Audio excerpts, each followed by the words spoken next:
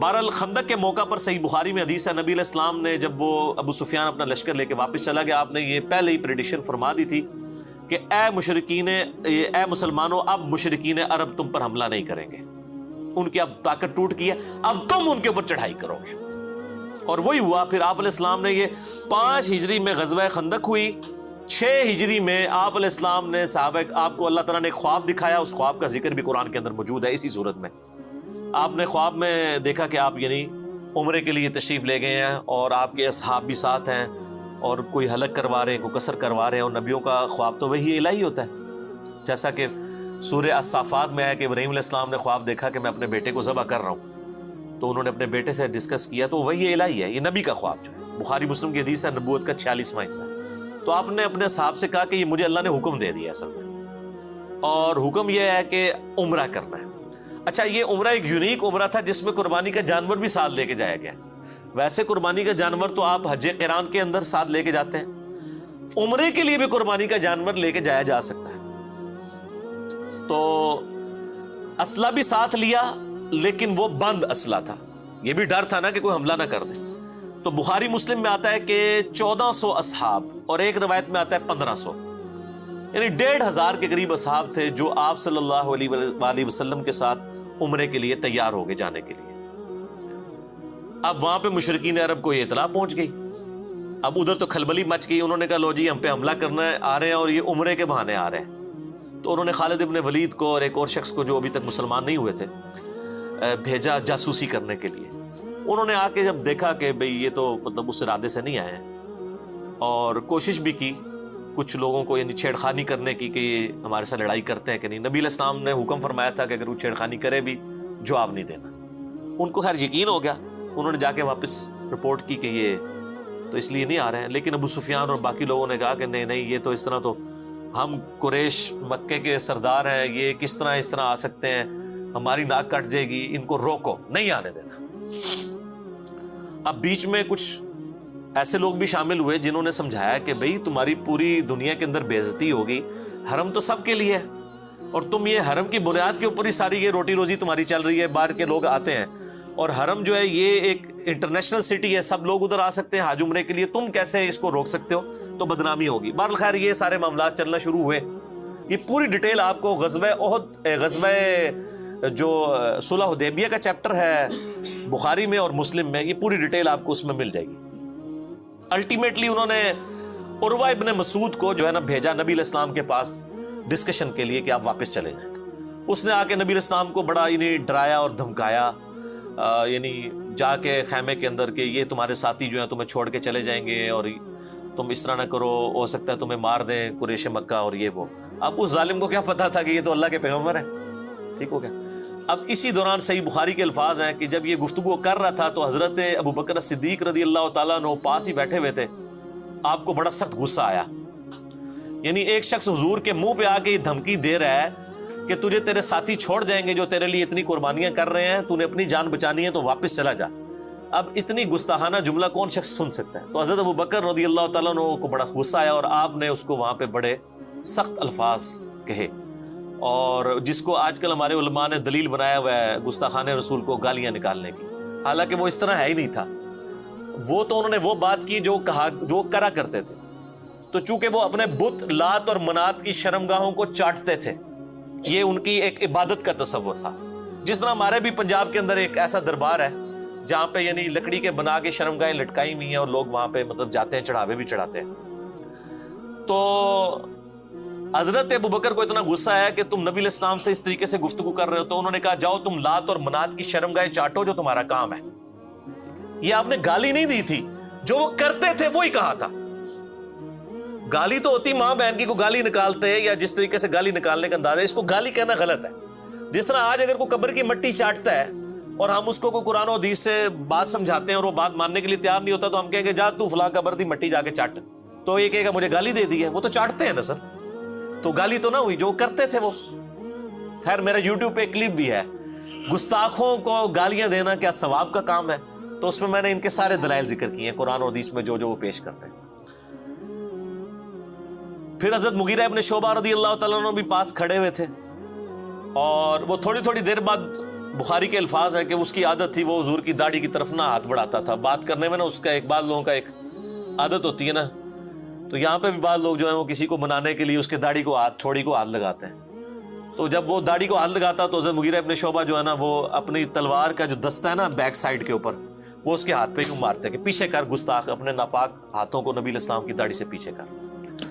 اچھا، تو اسی میں آتا ہے کہ جب حضرت ابوبکر نے اسے کہا تو اس نے کہا ابوبکر میں تجھے جواب دے سکتا ہوں اس بات کا، لیکن تیرا میرے اوپر احسان ہے، میں اپنی زبان بند کرتا ہوں. لیکن حضرت مغیرہ ابن شعبہ کے بارے میں جب بات ہوئی تو اس نے پھر کہا کہ بھی اس کو پھر انہوں نے، یعنی اس نے جواب دیا اور ان کی کوئی پرانی غلطی ذکر کر دی کہ انہوں نے وہ کہیں پہ چوری کی تھی، کوئی ڈاکہ مارا تھا اور مال لوٹ کے لے آئے تھے. اس کے بعد وہ مسلمان ہو گئے تھے.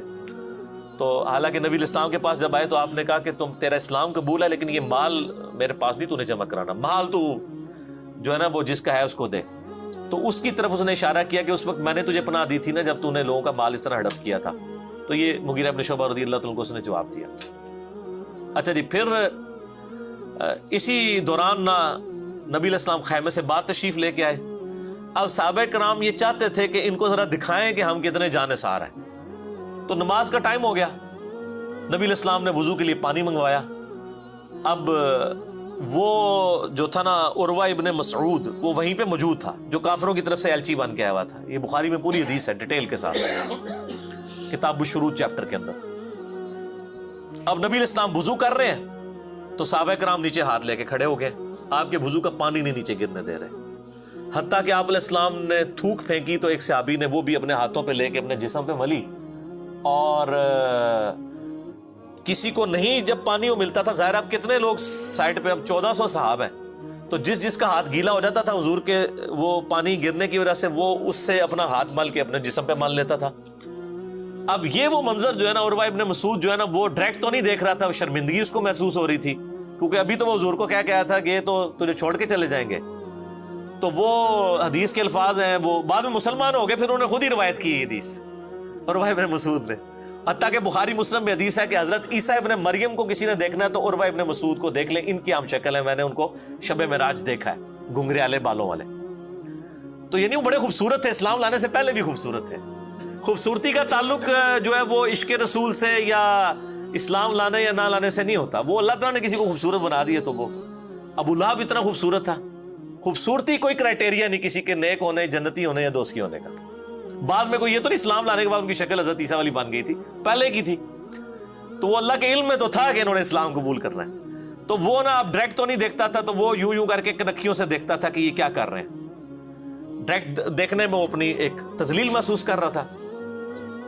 خیر یہ منظر اب دیکھا نا اس نے تو جناب وہ واپس گیا. اس نے کہا ابو سفیان کو کہ بھائی جی چپ کر کے بوری بستر چکو تو واپس جاؤ، کیونکہ اس میں الفاظ ہیں بخاری کے. اس نے کہا کہ میں بڑے بڑے بادشاہوں کے دربار میں گیا ہوں. يا معشر قريش إني جئت كسرى في ملكه وقيصر في ملكه والنجاشي في ملكه وإني والله ما رأيت ملكا في قومه قط مثل محمد في أصحابه ولقد رأيت قوما لا يسلمونه أبدا فانظروا رأيكم.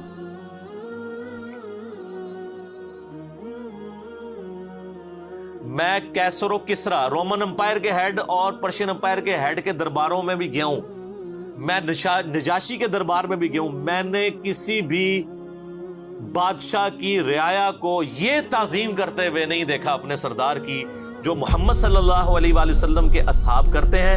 پھر اس نے آگے بیان کیا، اس نے کہا اللہ کی قسم جب وہ وضو کرتے ہیں وہ ان کا پانی نہیں نیچے گرنے دیتے، ان کا تھوک مبارک نہیں نیچے گرنے دیتے. اور اللہ کی قسم میں نے دیکھا کہ جب نبی الاسلام گفتگو کرتے ہیں تو وہ اس طریقے سے خاموش ہو جاتے ہیں گویا کہ ان کے سروں پر پرندے بیٹھے ہوئے ہیں، اور آپ کی بس زبان مبارک سے بات نکلنے کی دیر ہوتی ہے تو جھپٹ پڑتے ہیں وہ. اور وضو کا پانی لینے کے لیے وہ اس طرح کی دگ و دو کرتے ہیں گویا آپس میں لڑ پڑیں گے. تو انہوں نے کہا یہ اس بندے کو آپ لائٹ نہ لیں تو چپ کر کے ان کے ساتھ معاہدہ کر لیں.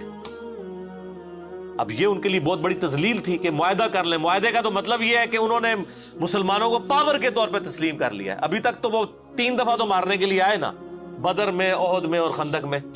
اب وہ پاور تسلیم کریں گے تو تبھی معاہدہ کریں گے. سہیل ابن عمرو کو بھیجا، وہ بھی بعد میں صحابی بن گئے.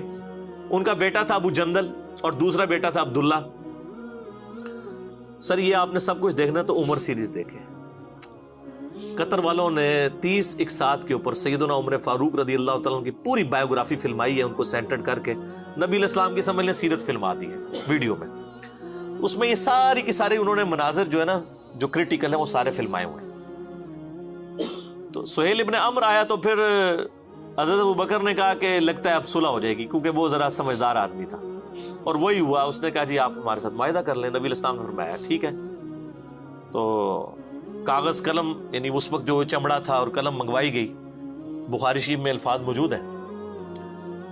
نبی علیہ السلام نے یعنی اس میں لکھی ہوئی تھی بسم اللہ الرحمن الرحیم, تو اس نے پہلا اعتراض ہی بسم اللہ کے اوپر کر دیا, کیونکہ مشرکین عرب اللہ تعالیٰ کے لیے رحمان اور رحیم کے لفظ کو نہیں مانتے تھے.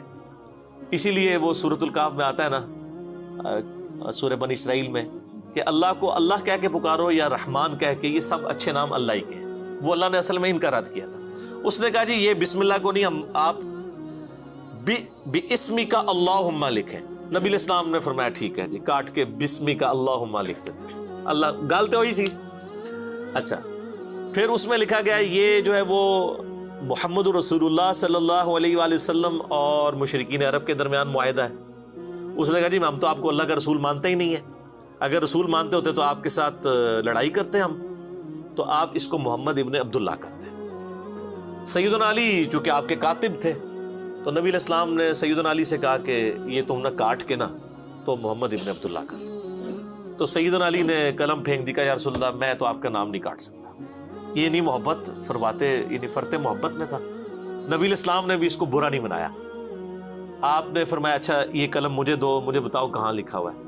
تو بتایا گیا یہ لکھا ہے. تو آپ نے اپنے مبارک ہاتھوں سے ایسے لکیر پھیری, اور بخاری کے الفاظ ہیں, اس میں میرا کلپ بھی ہے نبی علیہ السلام کی ہینڈ رائٹنگ, کہ آپ علیہ السلام نے اپنے ہاتھوں سے محمد بن عبداللہ لکھا. چونکہ آپ لکھنا پڑھنا تو جانتے نہیں تھے, یہ آپ کا معجزہ تھا. تو وہ اس میں الفاظ ہیں حدیث کے کہ آپ کی رائٹنگ اتنی اچھی نہیں تھی, کیونکہ یہ قرآن میں سورہ عنکبوت کی آیت نمبر 51 ہے کہ یہ نبی علیہ السلام کا معجزہ قرآن ہے. اس سے پہلے 49 50 میں آتا ہے کہ اگر یہ نبی دائیں ہاتھ سے کچھ لکھ سکتے ہوتے تو کافر کہتے یہ کتاب انہوں نے خود لکھی ہے. تو یہ آپ کا معجزہ تھا کہ آپ امی تھے. بہرحال معاہدہ لکھا گیا, اس کے اوپر یعنی سگنیچرز بھی ہو گئے. اب حضرت عمر کی تسلی نہیں ہو رہی. صحیح بخاری میں حدیث ہے, حضرت عمر آئے, کہا یا رسول اللہ ہم سچے نہیں ہیں. بالکل سچے ہیں جی. یہ کافر کے جھوٹے نہیں ہیں. کہا جھوٹے ہیں. اچھا جی. پھر کہا یا رسول اللہ وسلم کیا ان کے جو مقتولین ہیں وہ دوزخ میں اور ہمارے مقتولین جنت میں نہیں ہیں؟ فرمایا بالکل. تو یا رسول اللہ ہم کیوں پھر ان کے ساتھ دب کے صلح کر رہے ہیں؟ کیونکہ اس میں شرائط 3 شرائط تھی. پہلی شرط یہ تھی کہ اگر کوئی کافر مسلمان ہو کے یعنی مدینہ شریف آ جائے تو نبی علیہ السلام پابند ہیں اس کو واپس کرنے کے. لیکن اگر کوئی مسلمان واپس آ گیا مکے تو مشرکین عرب اس کو واپس نہیں کریں گے. یہ دوسری شرط تھی. اب یہ تو دب کے صلح کرنے والی بات تھی. اور تیسری شرط یہ تھی کہ اس سال آپ عمرہ نہیں کریں گے, ہمارے بھی ناک رہ جائے, آپ واپس چلے جائیں, اگلے سال آ کے آپ عمرہ کر لیں, قضا کر لیں. یہ 3 شرائط تھی. اب تینوں شرائط بظاہر ان کی فیور کے اندر تھی, بالکل ون سائیڈڈ تھی نا. لیکن اللہ تعالیٰ جب حضرت عمر فاروق نے اعتراض کیا تو حضرت عمر نے نبی علیہ السلام فرمایا کہ مجھے اللہ نے حکم دیا. اب نبی جب اللہ کی وحی کے ساتھ کوئی کر رہا ہے اس پہ تو کوئی اعتراض نہیں. مال حضرت عمر کی تسلی نہیں ہوئی. آپ اس سے خاموشی سے نکل کے جا کے حضرت ابوبکر صدیق رضی اللہ تعالیٰ سے جا کے کہا کہ یہ دیکھیں ایک صلح کر لی. تو حضرت ابوبکر نے پھر حضرت عمر کو ڈانٹا اور کہا کہ وہ اللہ کے رسول ہیں. وإذا أتانا أحد من قريش مسلما بغير إذن وليه نرده عليهم وإذا جاء قريشا أحد ممن معنا لم يرده علينا كيف يكون هذا؟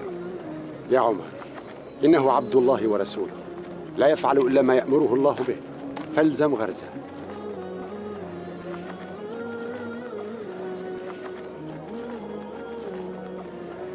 اور حضرت عمر کہتے ہیں مجھے پوری زندگی میں نے بڑا صدقہ اور خیرات کیا ہے. اس دن مجھ سے نبی علیہ السلام کے ساتھ مس بیہیو جو کیا, حالانکہ اس میں مس بیہیو کوئی بھی نہیں تھا, لیکن ظاہر ہے کہ وہ جو شریف انسان ہوتا ہے وہ تو سمجھتا ہے کہ نبی کا مرتبہ کیا ہے, وہاں تو آپ آواز بھی اونچی کریں تو اعمال غارت ہو جائیں گے. بہرحال یہ 3 شرائط طے پا گئی. اب یہ بالکل ون سائیڈڈ شرائط تھی. نبی علیہ السلام نے قبول کر لیا. اب بخاری کے الفاظ ہیں, آپ علیہ السلام خیمے سے باہر نکلے اور آپ نے معاہدہ کہا کہ یہ ہو گیا ہے, تو اب اس طرح کرو کہ سب لوگ جو ہے نا یہیں پہ قربانیاں اپنی قربان کر دو. ویسے تو قربانی قربان کرنے کے بعد حلق کروانا ہوتا ہے, قربانی ادھر ہی کرو, حرم تک جانے کی ضرورت نہیں, یہیں کر کے اپنا حلق کروا دو, یعنی بال منڈوا دو, اور ساتھ ہی جو ہے وہ احرام بھی کھول دو. تو کوئی صحابی بھی نہیں اٹھا اس کے لیے. دوسری دفعہ کا, تیسری دفعہ کا, یہ پہلا اور آخری موقع تھا کہ نبی علیہ السلام نے 3 دفعہ صحابہ کو حکم دیا اور کوئی بھی ماننے کے لیے تیار نہیں ہوا. یعنی وہ سارے ہی ناراض تھے اس صلح کے اوپر. اب نبی علیہ السلام کی ایک مبارک عادت تھی کہ آپ ہر سفر میں اپنی کوئی نہ کوئی بیوی ساتھ رکھا کرتے تھے, قرآن اندازی کرتے تھے, بخاری میں آتا ہے ایک بیوی کو ساتھ لے جاتے تھے. اس سفر میں حضرت ام سلمہ آپ کے ساتھ تھی, وہ خیمے میں بیٹھی ہوئی تھی. یہ سب سٹوری نہیں میں پڑھ رہا, یہ میں جتنا کچھ بیان کر رہا ہوں یہ بخاری مسلم میں موجود ہے. ٹھیک ہے جی. تو ام سلمہ کے پاس آئے اور کہا کہ یہ تو میری بات ہی نہیں کسی نے مانی, میں نے 3 دفعہ اناؤنسمنٹ کی ہے. تو ام سلمہ نے پھر بڑا زبردست مشورہ دیا. انہوں نے کہا کہ آپ ان کو چھوڑ دیں, آپ سب سے پہلے اپنی قربانی خود قربان کریں, اپنا حلق کروائیں اور احرام کھول دیں. نبی علیہ السلام باہر نکلے, اپنی قربانی کو قربان کیا, حجام کو بلوایا, سر حلق کروا دیا, احرام کھول دیا. اب باقیوں نے جب تمام صحابہ نے دیکھا حضور نے کیا ہے, پہلے ایک اٹھا, پھر دوسرا, پھر تیسرا, کرتے کرتے سب کے سب نے, یعنی اب پیچھے کوئی راہ نہیں. این ممکن ہے کہ اصحاب یہ سوچ رہے ہوں کہ کوئی شاید کوئی نیا حکم نازل ہو جائے تو شاید کوئی نہ کوئی ہمیں اجازت مل جائے, کیونکہ صحابہ تو چاہ رہے تھے کہ ہم ان کے ساتھ لڑائی کریں گے اور یہ معاملہ کریں گے. اس دوران ایک اہم واقعہ ہوا جو بخاری مسلم دونوں میں موجود ہے کہ حضرت عثمان غنی رضی اللہ تعالیٰ عنہ کو نبی علیہ السلام نے اپنا سفیر بنا کے مشرکین عرب کے پاس ڈسکشن کے لیے بھیجا. انہوں نے ان کو وہاں پہ قید کر لیا, یعنی محصور کر لیا, واپس نہیں آنے دیا. ان کو بلکہ آفر کی کہ تم عمرہ کر لو, چونکہ وہ حضرت عثمان بھی بنو امیہ سے تھے, ابو سفیان بھی بنو امیہ سے تھا. نبی علیہ السلام نے بڑی سمجھداری کی کہ ان کے خاندان کا ایک بندہ بھیجا. یہ خطرہ تھا کسی اور کو بھیجتے وہ قتل ہی نہ کر دیں, لیکن خاندان والوں کا خیال کرتے تھے, کیونکہ قبائلی سسٹم بڑا سٹرانگ تھا نا, وہ سال 2 کھڑے ہو جاتے تھے امیت میں. تو حضرت عثمان رضی اللہ تعالیٰ عنہ کو انہوں نے قتل تو نہیں کیا, لیکن وہاں پہ معصور کر لیا اور کہا کہ بھی تم کرنا چاہ رہے ہو تو کر لو. انہوں نے کہا میں نبی علیہ السلام کے بغیر عمرہ نہیں کروں گا, عمرے کو میں نے کیا کرنا ہے, نبی علیہ السلام ہی ہمارے ساتھ نہیں ہے. تو لیکن پیچھے یہ خبر مشہور ہوگی مسلمانوں میں کہ حضرت عثمان کو شہید کر دیا گیا. اب چونکہ علم غیب والا تو معاملہ بعد میں شروع ہوا, اس زمانے میں تو کوئی نہیں ہوتا تھا. نبی علیہ السلام تک بھی خبر پہنچی, اللہ نے چونکہ وحی سے نہیں بتایا, آپ حضور کو بھی یہ بات نہیں پتا تھی.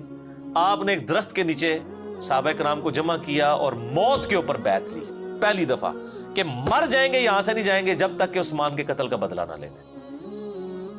بل قتلوه, قتلوا عثمان قاتلهم الله. ويحك ما قلت. لا نبرح حتى نناشز القوم وهو يدعونا إلى تلك الشجرة نبايعه ألا نفر حتى يفتح الله بيننا وبين قريش. تو بیعت والا یعنی یہ معاملہ ہوا. خیر اللہ کا کرنا ہوا. حضرت عثمان غنی پھر اس دوران ان کو جب پتہ چلا وہ ڈر گئے, انہوں نے حضرت عثمان کو واپس بھیج دیا. لیکن یہ اصحاب شجرہ کے بارے میں صحیح مسلم میں حدیث ہے کہ جن لوگوں نے اس درخت کے نیچے نبی علیہ السلام کی بیعت کی ہے ان کو آگ نہیں چھوئے گی. اور قرآن پاک میں بھی اللہ تعالیٰ نے اسپیسیفکلی یہ جو اس میں آیات نازل ہوئی ہیں نا, رضی اللہ عنہم ورضوا عنہ اور محمد رسول اللہ والذین معہ اشداء علی الکفار, یہ اسپیسیفکلی صلح حدیبیہ کے صحاب کے بارے میں جو واقعی جانثار تھے. ہم بعد میں اجتہاداً سب پہ لگا لیتے ہیں, لیکن اسپیسیفکلی یہ آیات ان لوگوں کے لیے نازل ہوئی. تو حضرت عثمان غنی رضی اللہ تعالیٰ عنہ کی طرف سے نبی علیہ السلام نے اپنا ہاتھ بلند کیا. آپ نے فرمایا یہ میرا ہاتھ ہے اور یہ عثمان کا ہاتھ ہے, میں اس کی بھی بیعت یعنی لیتا ہوں. اور قرآن میں اس بیعت کو یعنی ایسی بیعت کہا گیا کہ اللہ تعالیٰ نے فرمایا کہ یہ بیعت جب کی جا رہی تھی تو تمہارے ہاتھوں پر اللہ کا ہاتھ تھا, یعنی نبی علیہ السلام آن دا بہاف آف گاڈ بیعت لے رہے تھے. جو سورہ توبہ میں آتا ہے اللہ تعالیٰ نے مومنین کی جانیں جو ہیں وہ اور ان کی مال جنت کے بدلے میں خرید لی ہیں, تو مومن اس بیعت کے اوپر خوشیاں منائیں. بیعت کہتے ہیں, بے اردو میں لفظ استعمال ہوتا ہے نا, با یا عین, بیچنے کو. تو مومنین نے اپنے آپ کو بیچ دیا اللہ کے سامنے, اپنے مال کو اور اپنی جان کو جنت کے عوض. تو یہ جو پیری مریدی والی بیعت ہے نا, یہ آپ جا کے لوگوں کے سامنے اپنے آپ کو بیچ دیتے ہیں, پھر واقعی وہ تو خرید ہی لیندے نے جو کچھ کر دیں نا تواڈے نال, کرتے صحیح نے ویسے. تو بیعت کریں اللہ اور اس کے رسول کی عز وجل و صلی اللہ علیہ وآلہ وسلم. تو حضرت عثمان یعنی اس دن معزز تھے, اللہ تعالیٰ نے یعنی ان کو یہ مرتبہ دیا اچھا معاہدہ لکھا گیا تو اب سہیل ابن عمر کا بیٹا تھا ابو جندل، وہ مسلمان ہو چکا ہوا تھا، جو معاہدہ لکھنے ہے اس کا بیٹا مسلمان، اسی دوران وہ وہاں پہ آ گیا. يا معشر المسلمين يا معشر المسلمين إني جئتكم فارا إلى الله ورسوله. بیڑیوں میں جکڑے ہوئے تھے، وہ بھاگ کے آ گئے.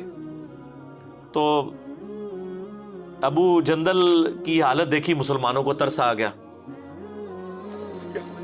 يا معشر المسلمين أقيلوني واعصموني، قد مضت القضية بيني وبينكم قبل أن يأتي هذا. يا معشر المسلمين أو ردوا إلى المشركين يفتنونني عن ديني. تو سہیل ابن عمرو سے نبی علیہ السلام نے کہا کہ ابو جندل کو تو میرے پاس رہنے دو. اس نے کہا نہیں جی معاہدہ لکھا جا چکا ہے، آپ نے بڑی کوشش کی، فرمایا کو فدیہ لے لو، کچھ کر لو، اس کو نہ لے کے جاؤ. کیونکہ ابو جندل بھی چیخ رہے تھے کہ مجھے بڑا میرے ساتھ ظلم ہوتا ہے، زیادتی ہوتی ہے. الٹیمیٹلی جب سہیل نہیں مانا جا رہا، وہ باپ بھی تھا، تو نبی علیہ السلام نے پھر کہا کہ ٹھیک ہے ابو جندل صبر کرو، اللہ تعالیٰ کوئی نہ کوئی تمہارے لیے راستہ نکالے گا. چونکہ اب معاہدہ ہم لکھ چکے ہیں کہ کوئی مسلمانوں میں سے، یہ ایک ہی بندہ تھا جو آیا تھا، ٹھیک ہے نا، جو واپس کرنا پڑ گیا اسی موقع کے اوپر. اب سہیل ابن عمر واپس لے گیا اور بڑا خوش ہوا، کہتا دیکھنا پھر اسی کیسی شرط میں رکھی کہ نہ میں سیاਣਾ وا، یہی نہیں پتا یہی شرط گاٹے فٹ ہونی سی، یہی گلے فٹ ہونی تھی یہی شرط. تو اس وقت پھر ابو جندل نے سہیل ابن عمر سے کہا کہ تو کیا سمجھتا ہے کہ اس شرط سے تمہیں فائدہ ہوگا؟ بتاؤ آج تک جتنے مسلمان ہوئے ہیں کبھی مدینے سے مکے کو واپس آیا حضور کو چھوڑ کے؟ کوئی ایک بھی مرتد ہوا ہے؟ اسے کہا نہیں. تو ان کا تو اس سے حضور کو کیا فرق پڑے گا، ادھر سے تو کوئی نہیں آنا. اگر تم کہتے ہو کہ یہاں سے لوگ وہاں جانا چھوڑ دیں گے تو کیا وہ اسلام قبول کرنا چھوڑ دیں گے؟ أو حقا تظن أنك أخذت لقريش أكثر مما أعطيت لرسول الله؟ ألم تسمع ما قلت؟ قل لي كم رجلا من المسلمين ارتد عن دينه منذ بعث رسول الله، وكم رجلا من قريش خرج منكم إلى الإسلام منذ ذلك الحين. أنتم تخشون تحول الناس عنكم، فلذلك هذا الشرط. أما رسول الله فلا يخشى من أصحابه ما تخشون من أصحابكم، ولذلك رضي به. وہ یہاں پر ہی رہیں گے لیکن اسلام تو قبول کر لیں گے. تو نبی علیہ السلام تو ون ون سچویشن میں، اور وہی ہوا. وہ صحیح بخاری میں آتا ہے، ایک اور صحابی تھے ابو بصیر رضی اللہ تعالیٰ.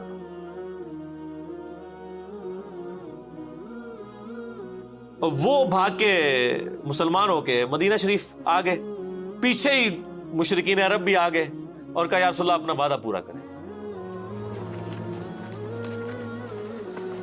أبو بصير فررت من مكة. خذني إلى رسول الله يا عمر، فوالله لا أرجع إلى المشركين فيفتنونني في ديني. ولكنك علمت أن العهد بيننا وبينهم أن نرد من يأتينا منهم بغير إذن وليه. خذني إلى رسول الله يا قد خرج هذا بغير إذن وليه، العهد العهد والميثاق الميثاق. تو نبی علیہ السلام نے پھر ابو بصیر سے کہا کہ خدا کر کے معاہدہ ہوا ہے، تو اب معاہدے کو نہ توڑ، تو تو واپس نہ ان کے ساتھ چلا جا. تو نبی علیہ السلام نے ان کو واپس بھیج دیا. وأن الله جاعل لك ولمن معك من المستضعفين فرجا ومخرجا.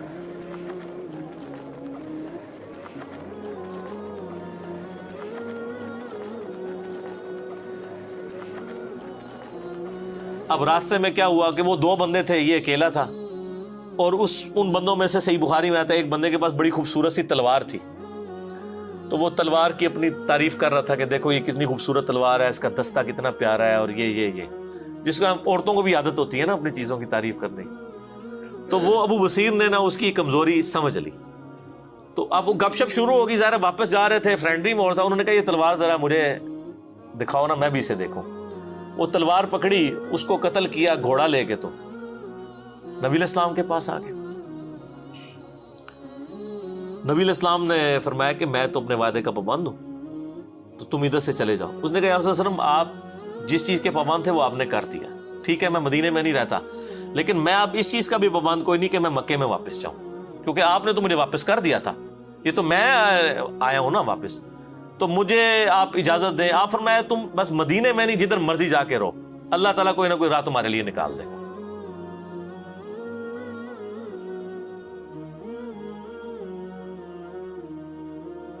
تو وہ سمندر کے کنارے ایک بستی تھی جہاں سے مشرکین عرب کے قافلے جایا کرتے تھے تجارت کے لیے شام. وہاں انہوں نے پڑاؤ ڈال لیا اکیلے بندے نے. اور منزل انہوں نے عمر سیریز میں فلمایا ہے.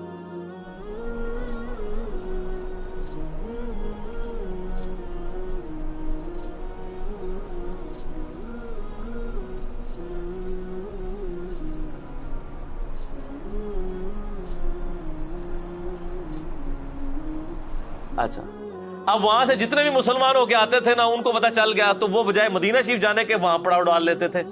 ادھر کافی سارے مسلمان کٹھے ہو گئے. انہوں نے کہا اب ہم کافی زیادہ ہو گئے ہیں تو ایسی دی تیسی قریش مکہ کی انہوں نے ہمارا مال لوٹا ہے نا, اب ان کا کوئی قافلہ سلامت نہیں یہاں سے جایا کرے گا.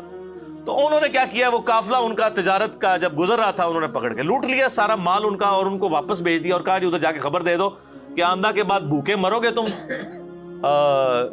اب تمہارا کوئی قافلہ ادھر محفوظ نہیں ہے. وہاں پھر انہوں نے میٹنگ کی آپس میں کہ یار کیا کریں, یا تو ہم کوئی لشکر کشی کریں ان کے اوپر, لیکن لشکر کشی کیسے کریں, وہ تو خانہ بدوش تھے, کبھی کہیں پڑاؤ ڈالتے تھے کبھی کہیں پڑاؤ ڈالتے تھے. تو الٹیمیٹلی یہی ڈیسائیڈ ہوا, سہیل ابن عمر کو بلایا گیا کہ تو بڑا سیاڑا مردس ہے نا, تو مہربانی کر جا کے نبی علیہ السلام کو ریکویسٹ کر کے یہ شرط ختم کر دیں, اور جو لوگ مسلمان ہو رہے ہیں نا اللہ کا واسطہ جو انہوں کو اپنے کول ہی رکھو, ساڈے تو جان چھڑاؤ, کم از کم آپ کے پاس رہیں گے, کم از کم ہمارے قافلے تو نہیں لوٹیں گے نا, کسی چیز کے پابند تو ہوں گے. پھر وہ واپس آئے اور انہوں نے آ کے ریکویسٹ کی اور نبی علیہ السلام کی شرافت تھی, آپ نے قبول کر لی. آپ فرمایا چلو ٹھیک ہے. پھر ان کی یہ جان چھوٹی. بر وہ صحابی جو تھے ابو بصیر, حضرت عمار ابن یاسر کو نبی علیہ السلام نے بھیجا کہ جا کے ان کو پیغام دو. تو وہ حالت نزع میں تھے اس وقت, یعنی وہ بیمار ہو گئے وہ عرب میں. تو بہرحال وہ نزع کے عالم میں تھے. عمار ابن یاسر آئے, انہوں نے خوشخبری دی, ان کی قبر پھر وہیں پہ بنی ہے.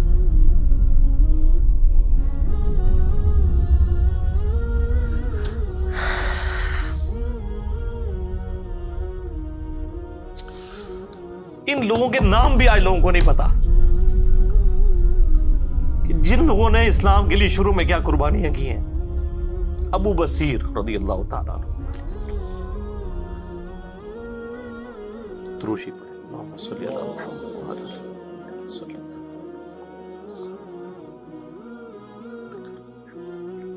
کما بارکت علی ابراہیم وعلی آل ابراہیم. تو آپ دیکھیں کس طریقے سے یعنی ان لوگوں نے اپنی طرف سے ہوشیاری کرنے کی کوشش کی. اچھا جب یہ سب کچھ ہوا پھر حضرت عمر آئے حضرت ابوبکر کے پاس اور کہا کہ آپ نے سچ کہا تھا, یہ اللہ کے رسول ہے صلی اللہ علیہ وسلم. یعنی میرا وہ ویژن نہیں تھا کہ ہم دب کے صلح کر رہے ہیں, اور یہ صلح جو ہے وہ مسلمانوں کے لیے فتح کی نوید ثابت ہونی ہے. اللہ اعلم ورسوله قد كنت والله ارشد مني رأيا حين قلت يا ابا بكر نلزم غرز رسول الله فانه يرى بوحي الله ما لا نرى, وانا قد اخذني الغضب وعارض امر رسول الله. ويل لعمر كيف يمحو ذنبه. هون عليك, ما عرضت رسول الله